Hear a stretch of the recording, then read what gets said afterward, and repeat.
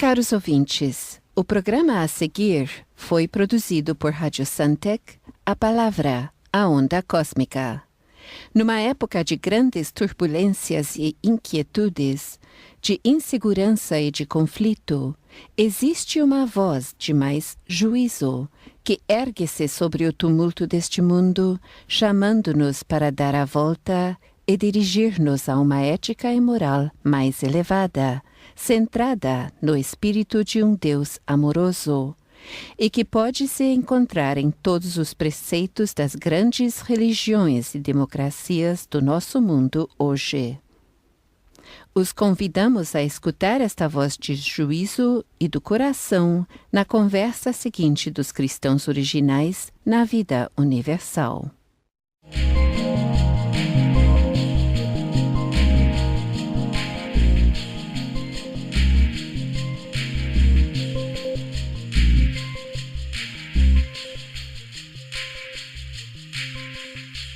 Caros ouvintes, saudações e bem-vindos à nossa conversa hoje no Círculo dos Seguidores de Jesus de Nazaré, no qual contamos também com a nossa irmã, a profetisa e mensageira de Deus para os nossos tempos, Gabriele.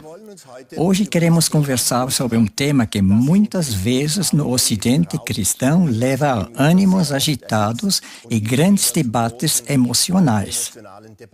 Este tema tem que ver com a possibilidade de repetidas vidas na Terra como homens, ou seja, reencarnação, um dom de graça da vida. Nós não somos cristãos das igrejas, somos cristãos originais a partir da corrente primordial dos ensinamentos do Cristo de Deus, sendo seguidores do Cristo de Deus. E Jesus, o Cristo, ensinou sobre a reencarnação, sobre o retorno a um corpo humano repetidas vezes.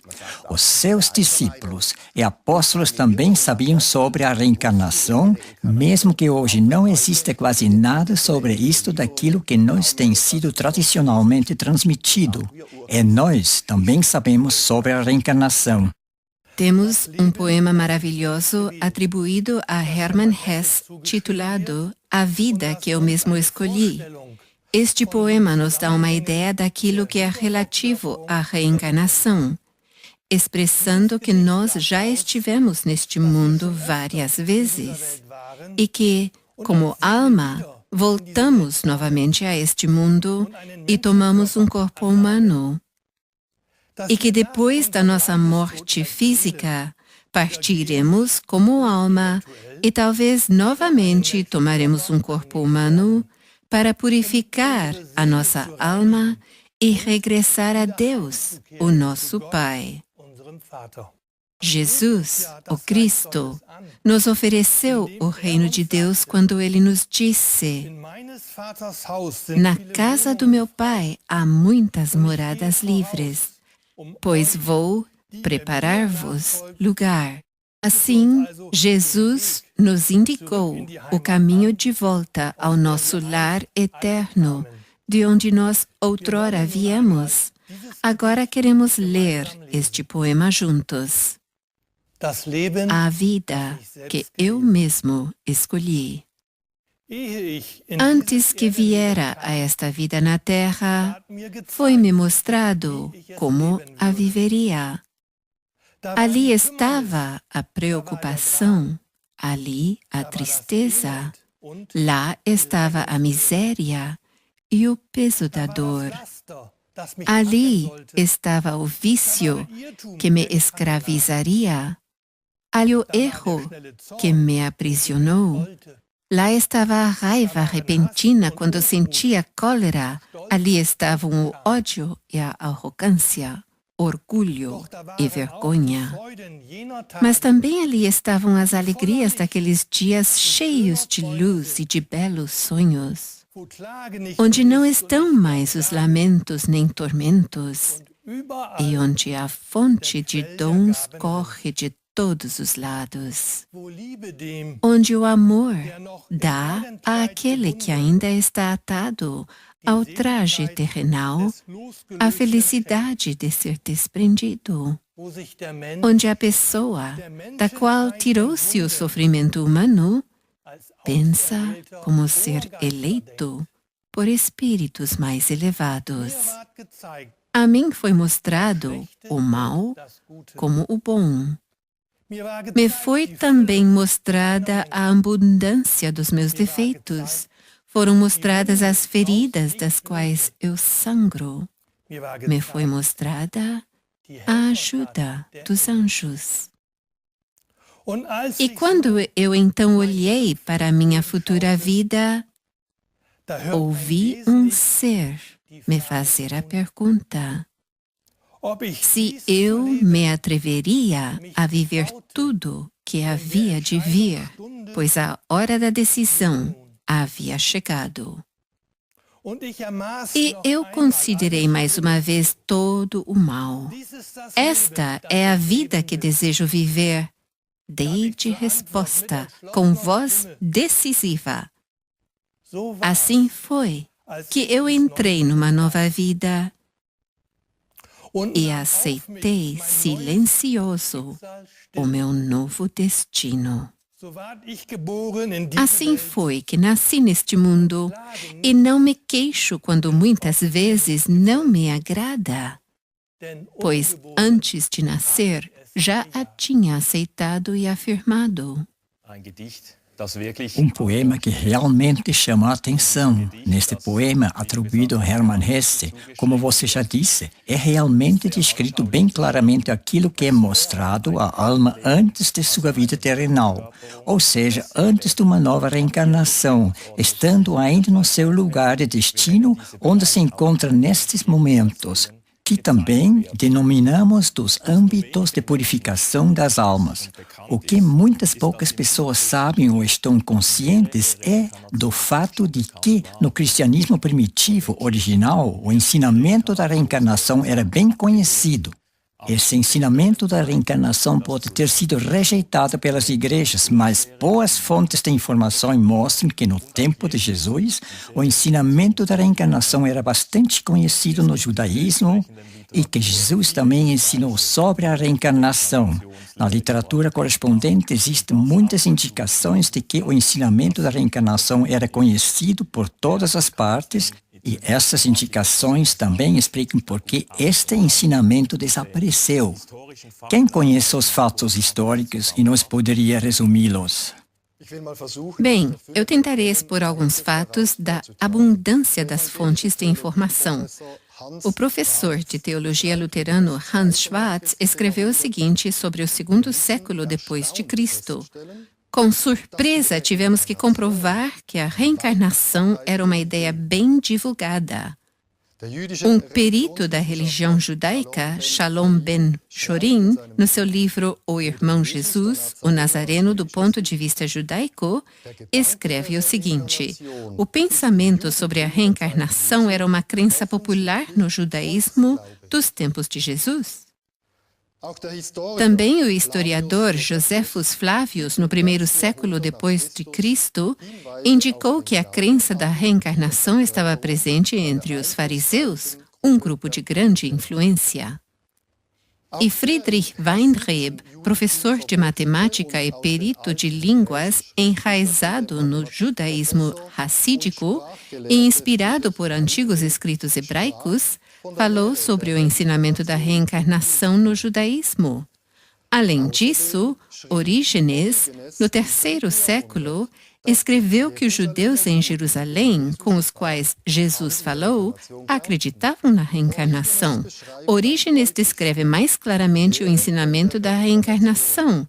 Ele expressamente declarou que estava ensinando a verdade de Cristo e considerava um erro no ensinamento pior que um erro na conduta moral de uma pessoa. Bem, agora ouvimos falar de Orígenes, que frequentemente é considerado o cristão primitivo mais conhecido. Era ele um erudito, um cristão primitivo? Quem ensinou ele? Orígenes devemos realmente considerar um cristão primitivo. Segundo Orígenes, todos os seres racionais provêm de Deus e são eternos, pois Deus é eterno. Todos os seres puros vêm deste Pai único, Deus, o Pai de todos nós. Os ensinamentos de Orígenes mostram que as almas existiram antes de encarnar num corpo, ou seja, as almas são pré-existentes. Esta é a condição necessária para o conceito ou o ensinamento da reencarnação, do renascimento de uma alma. Ele fundou a pré-existência da alma, entre outras coisas, com uma palavra que ainda se encontra na Bíblia das Igrejas, no livro do profeta Jeremias, onde está escrito: Antes que te formasse no ventre te conheci, e antes que saísses da madre te santifiquei. Até aqui as palavras de Jeremias.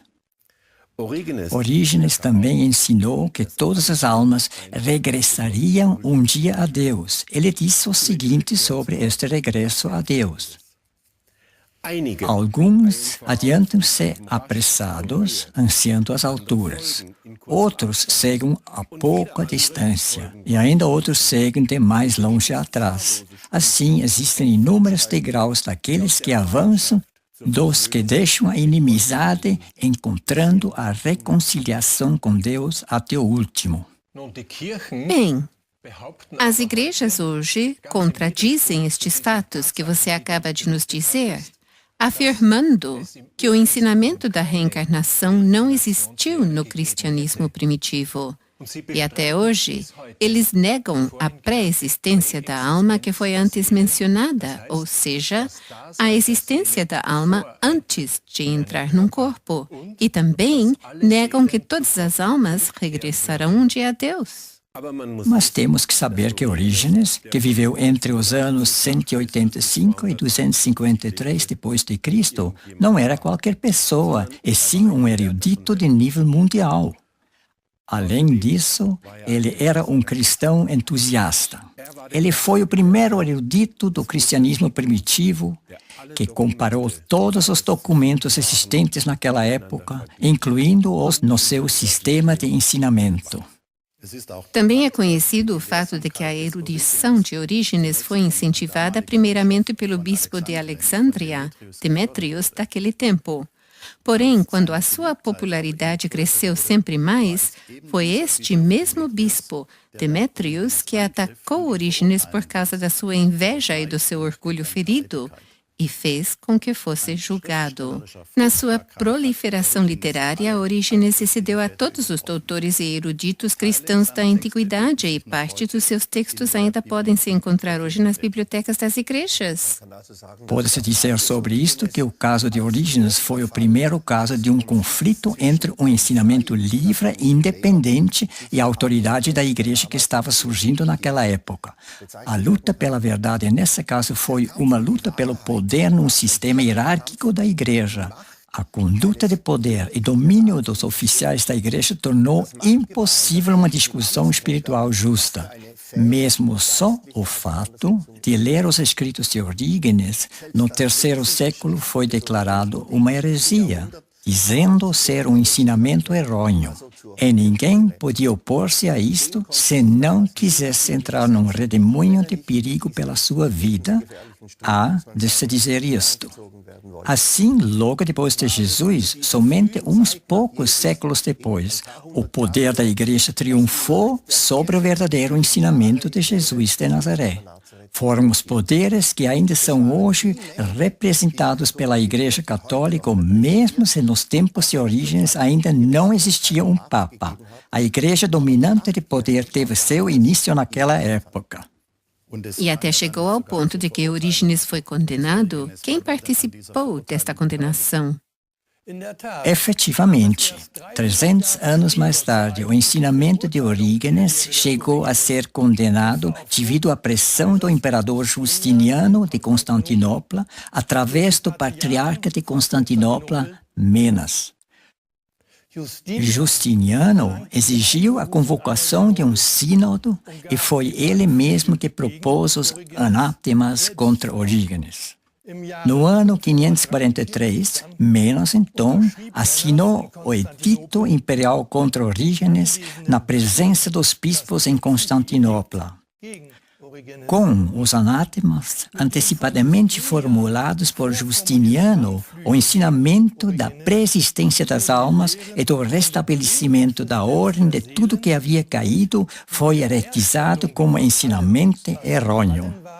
Aqui quero fazer uma pequena pergunta. O que é um ensinamento errôneo? É uma boa pergunta, porque não é tão fácil responder. No século XVI, o teólogo de Basileia, Castellion, disse o seguinte a respeito disso. Depois de amplas investigações em termos de que é um herético, não chegou a nenhuma outra conclusão fora de que chamamos a todos heréticos os que não estão de acordo com o nosso ponto de vista. A confissão católica diz ter a única absoluta verdade. Tudo aquilo que desvia disso é, de seu ponto de vista, uma heresia e que foi perseguida até hoje. E isto é confirmado e reforçado pela Igreja no novo Catecismo Católico de 1998, baixo o Cânon 1436. Já outrora, Castellion escreveu: matar um ser humano não é defender um ensinamento. Matar um ser humano significa simplesmente matá-lo. Mas com essas condenações, tratava-se principalmente de questões de fé que foram relegados a um ensinamento errôneo. Mas também existem fatos cientificamente comprováveis que a Igreja qualificou como ensinamento errôneo por mais de 500 anos, como, por exemplo, o sistema cósmico de Galileu Galilei. Só com isso eu poderia chegar à conclusão de que aquilo que a Igreja diz ser ensinamento errôneo é a verdade, e aquilo que ela diz ser verdade é um ensinamento errôneo. E hoje Galileu é considerado o fundador das ciências modernas. Mas eu quero voltar a Orígenes. Temos de tornar-nos conscientes do fato de que levou 300 anos até que o ensinamento de Orígenes foi condenado. E por que foi condenado? O porquê é muito interessante e a resposta é evidente. Se o ensinamento da reencarnação tivesse continuado a estender-se, se tivesse sido estabelecido, então a casta de sacerdotes teria perdido seu poder sobre os homens. Isso significa que com a condenação e a eliminação do conhecimento da pré-existência da alma antes da matéria do corpo e do regresso de todas as almas caídas a Deus, o seu Criador, a base do ensinamento da reencarnação, foi retirado da Igreja. E em vez disso, como substituto, apareceu no transcurso dos séculos a doutrina da Igreja sobre a criação da alma por Deus no momento da procriação de um corpo humano. A doutrina do pecado original surgiu e, naturalmente, a aparentemente imprescindível função de graça da Igreja oficial. Também apareceu a doutrina do inferno eterno para todos aqueles que não queriam permanecer num sistema eclesiástico, sejam homens ou almas. Isto tudo desenvolveu-se no transcurso dos séculos posteriores a Orígenes. Mas, na realidade, tudo isto é um ensinamento errôneo. Orígenes ensinou a verdade, especialmente aquilo que Jesus de Nazaré nos trouxe. E aqui, o que vemos novamente da instituição Igreja é um ensinamento errôneo até hoje. Mas antes disso, escutamos que Justiniano condenou o ensinamento de Orígenes com os anátemas. Eu estaria interessada em saber o que exatamente é um anátema. Bem, anátema é uma palavra do latim. Significa ser excluído da Igreja, excomungado, como Martim disse antes. Com isto, uniu-se a ideia de que uma pessoa que tem de viver fora da Igreja está destinada ao inferno eterno.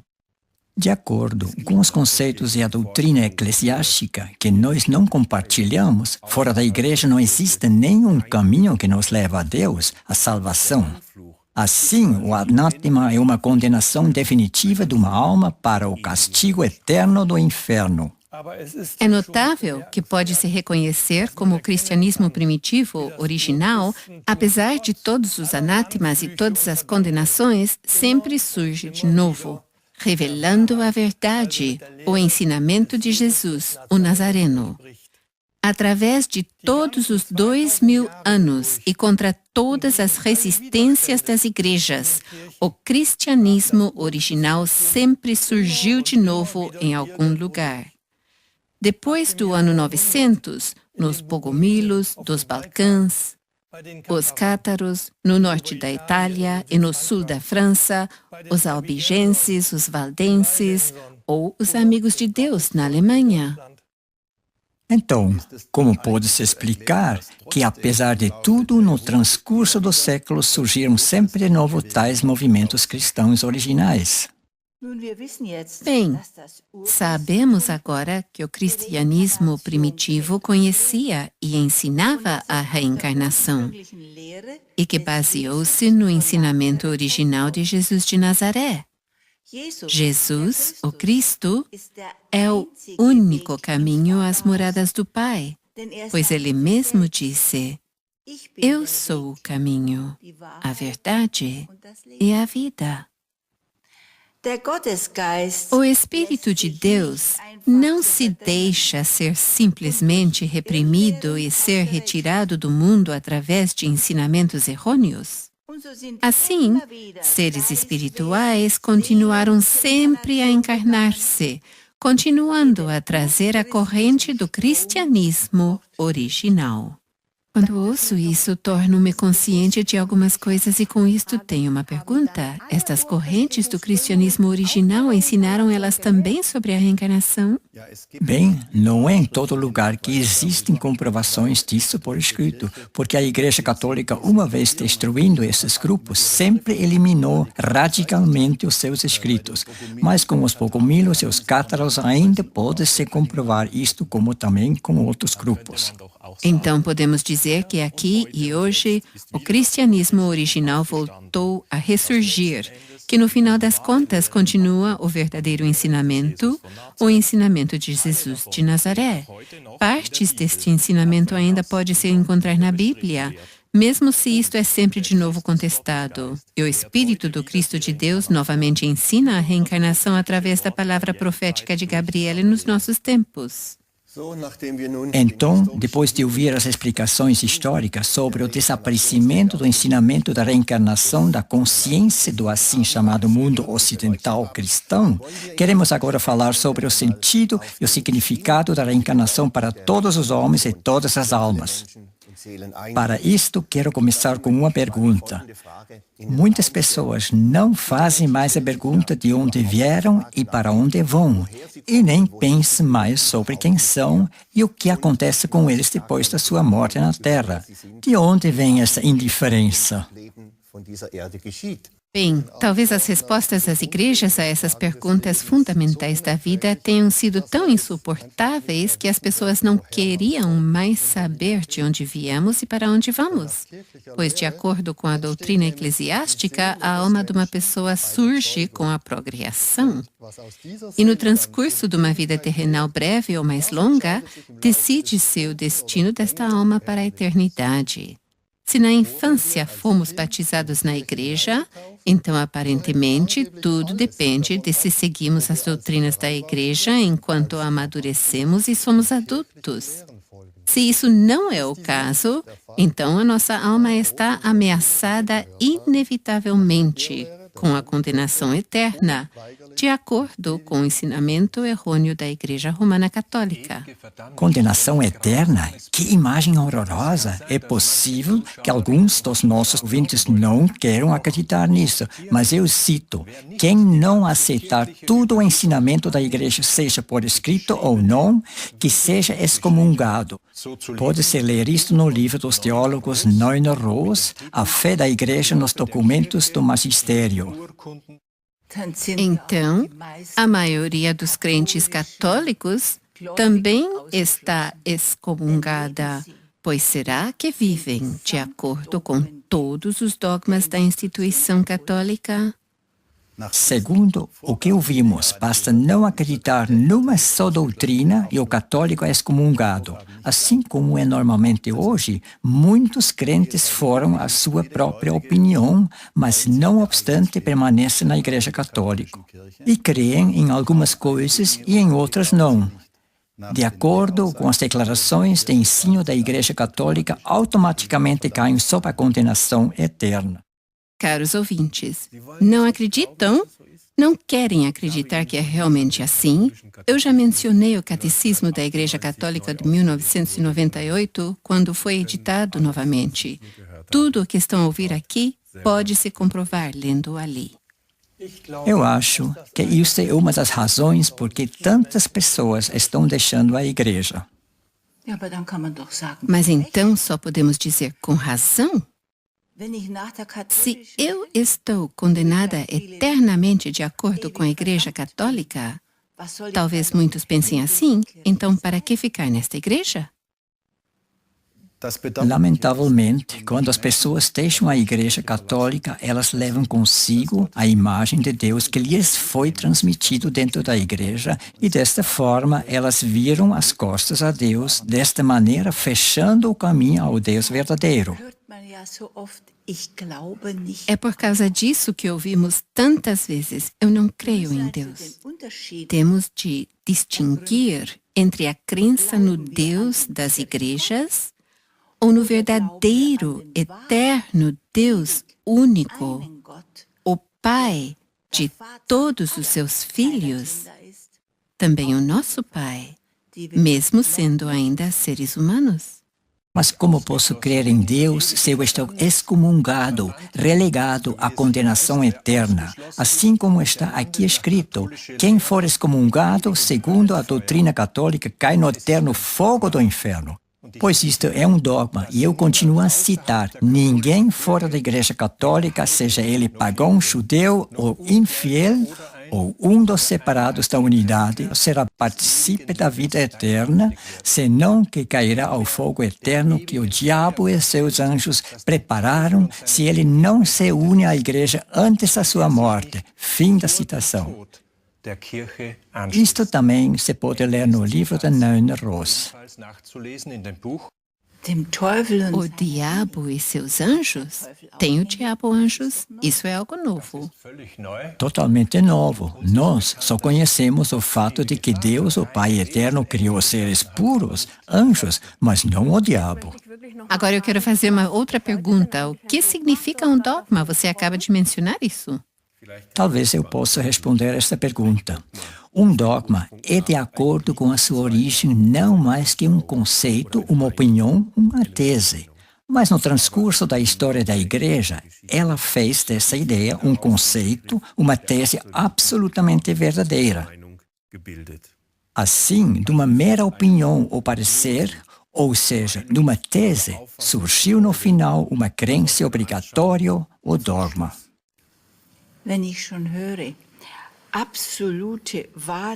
Quando ouço uma tese absolutamente verdadeira, a instituição da igreja está dizendo que só ela tem o ensinamento verdadeiro.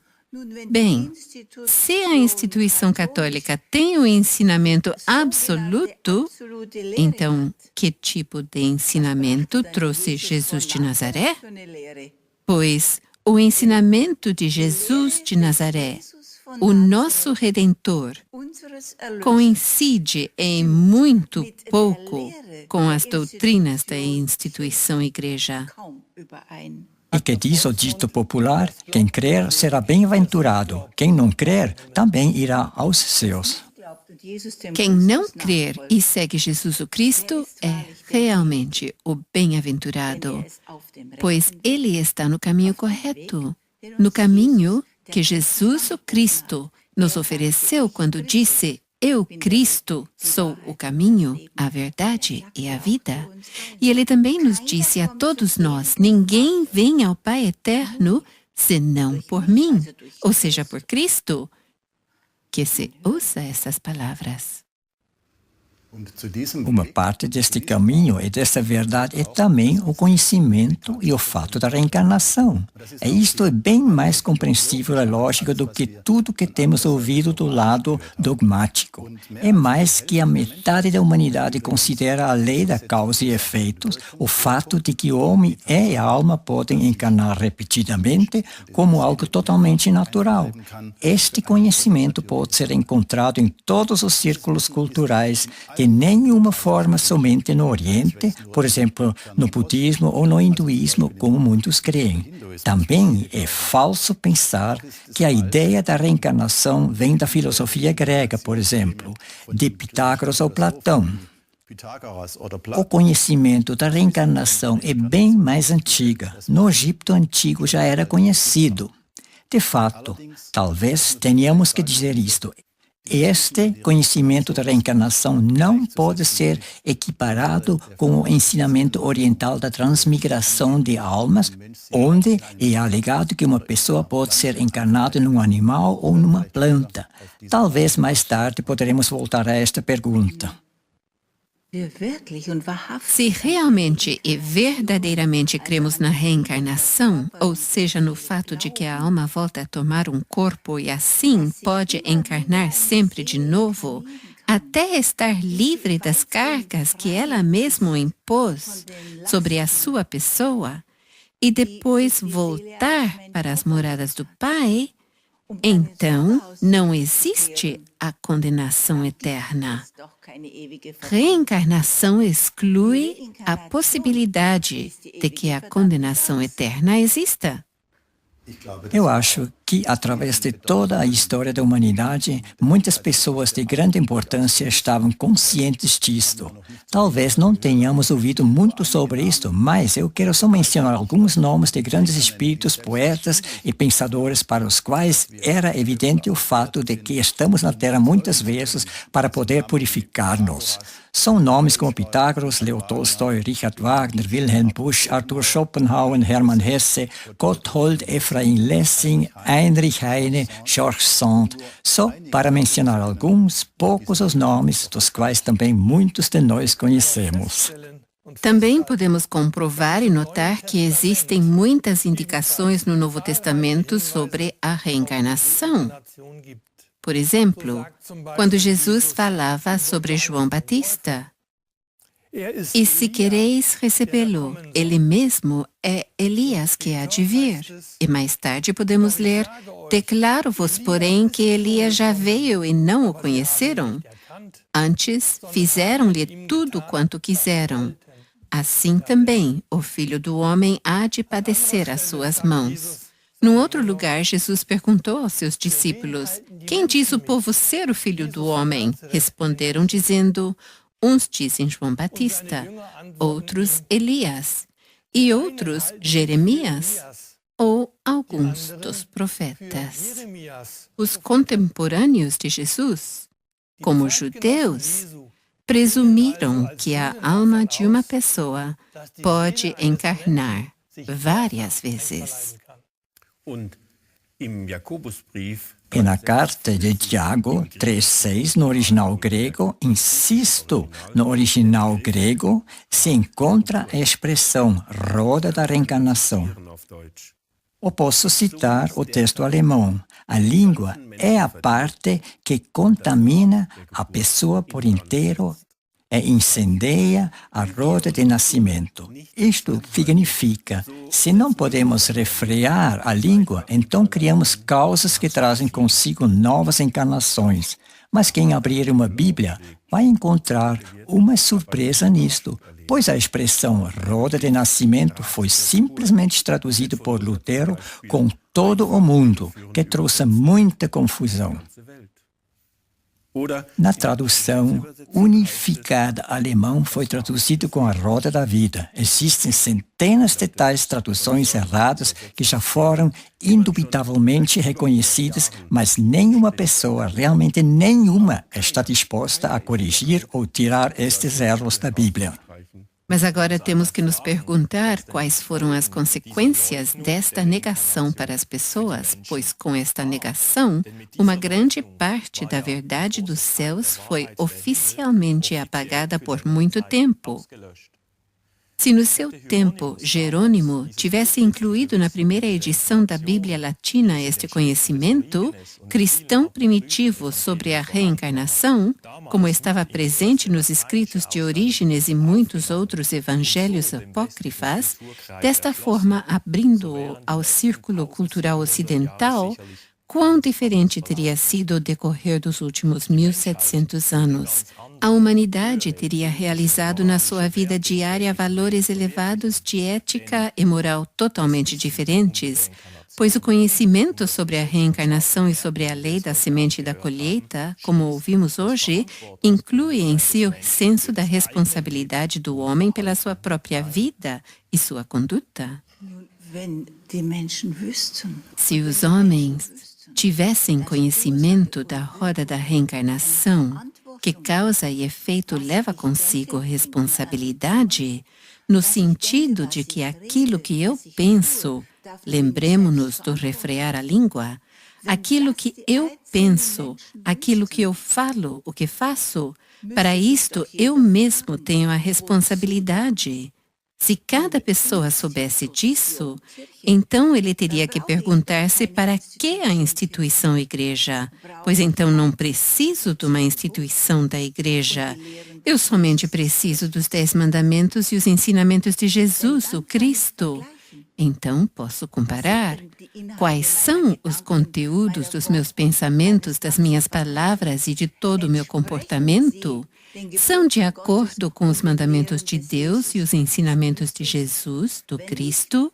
Se não o são, então tenho criado causas e sou responsável por isso.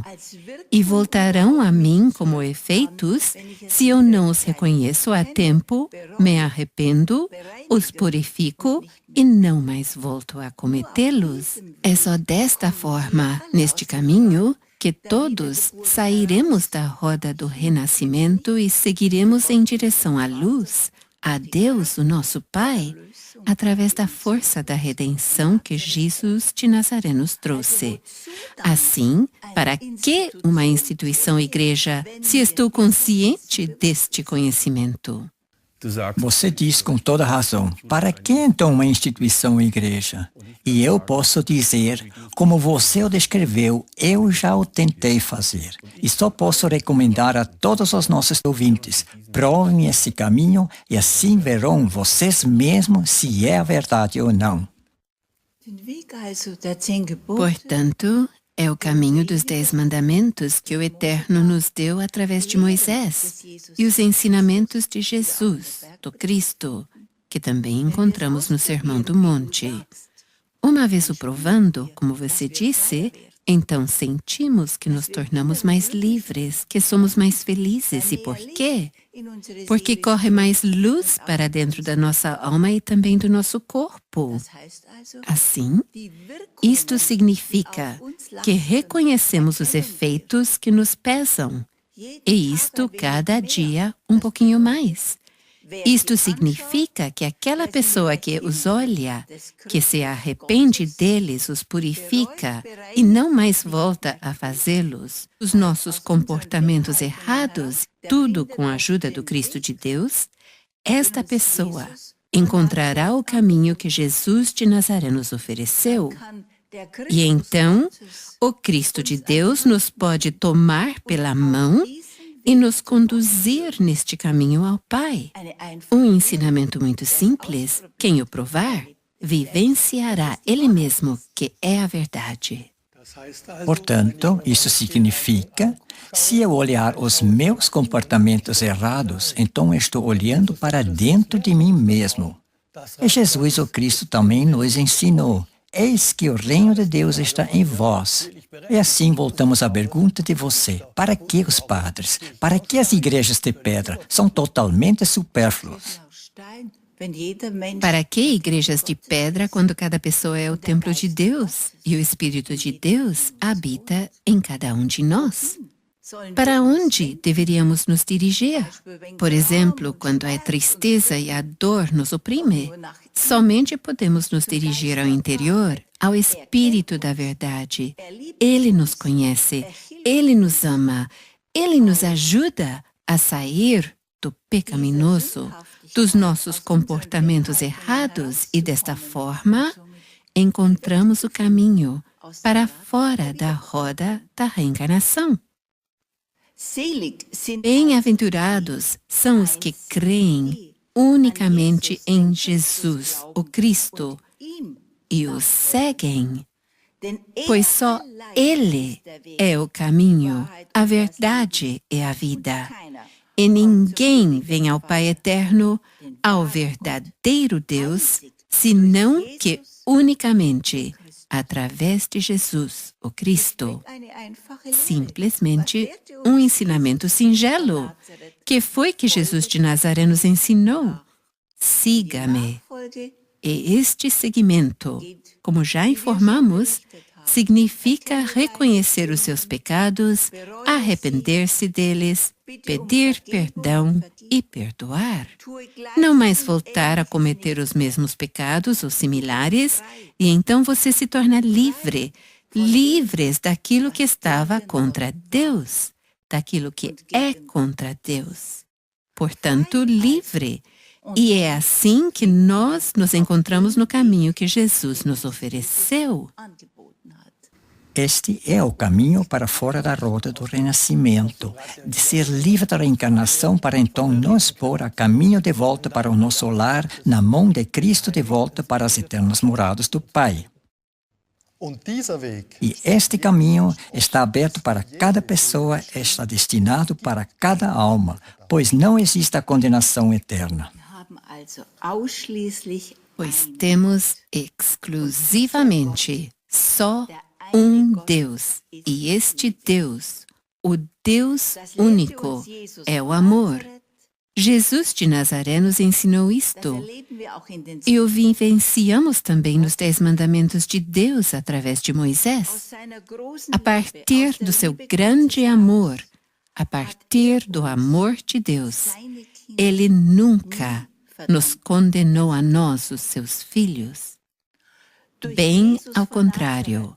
Através de Jesus de Nazaré, Ele nos atraiu ao seu coração. Ele nos quer de volta ao reino de Deus, da paz, no reino do nosso Pai, onde outrora vivemos como seres espirituais e onde novamente viveremos assim. Portanto, Jesus, o Cristo, é o caminho. Ninguém nos pode conduzir ao Pai, senão Jesus, o Cristo, o nosso Redentor. Deus, o nosso Pai, nos deu o grande dom de graça de que a nossa alma possa voltar a encarnar-se, para que possamos reconhecer na terra os nossos pecados, os nossos erros, e com a ajuda do nosso Redentor Cristo, de nos arrepender dos nossos pecados, de os purificar e não mais voltar a cometê-los. Desta forma, estamos fortalecidos no caminho que Jesus, o Cristo, nos disse. Quero repetir. Jesus nos ensinou. Eu sou o caminho, a verdade e a vida. E Ele ainda nos chama hoje e continuará chamando até que estejamos no seu caminho. Siga-me. Portanto, é Jesus, o Cristo. Jesus, o Cristo, nos conduz ao Pai e só Ele é o caminho. Palavras do coração dirigidas à nossa alma. Podemos compreendê-las com o intelecto? Caros ouvintes, chegamos ao final da nossa primeira conversa sobre a reencarnação, sobre o renascimento e continuaremos com este tema nas seguintes horas. O que pensam vocês, caros ouvintes? Será que existe um ensinamento da reencarnação do cristianismo primitivo? E será que este ensinamento da reencarnação realmente é um grande dom de graça do nosso Pai Celeste? Que Ele sempre de novo nos dá as oportunidades de diminuir as sombras da nossa alma, de poder tornar-nos mais iluminados, portanto, de purificar-nos para encontrar pouco a pouco a volta ao nosso lar, ao nosso Pai no nosso lar, de onde nós um dia há muitos eons saímos. Sobre este dom de graça de repetidas vidas na Terra, a reencarnação, iremos falar mais adiante em outros programas. E podemos já dizer agora que continuará a ser bastante interessante. Se desejarem ler sobre este ensinamento cristão original da reencarnação, sugiro o livro com o mesmo título que este programa, Reencarnação, um dom de graça da vida. E agora queremos lhe convidar a estar conosco novamente na próxima vez. Por hoje, caros ouvintes, nós se despedimos de todos com uma saudação em Deus e até já.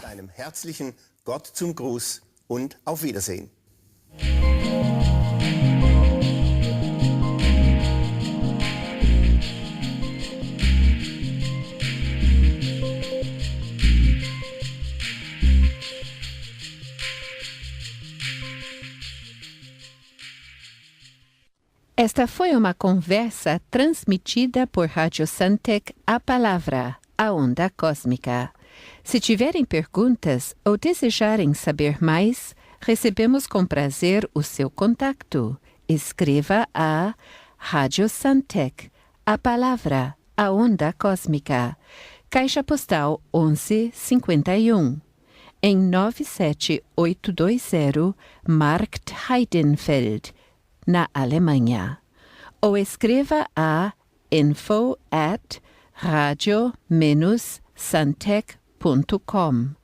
Agradecemos a sua atenção e será um prazer saudá-los novamente através de A Palavra, a Onda Cósmica, com sempre novos programas que dirigem-se à elevada ética e moral de uma voz de juízo e do coração.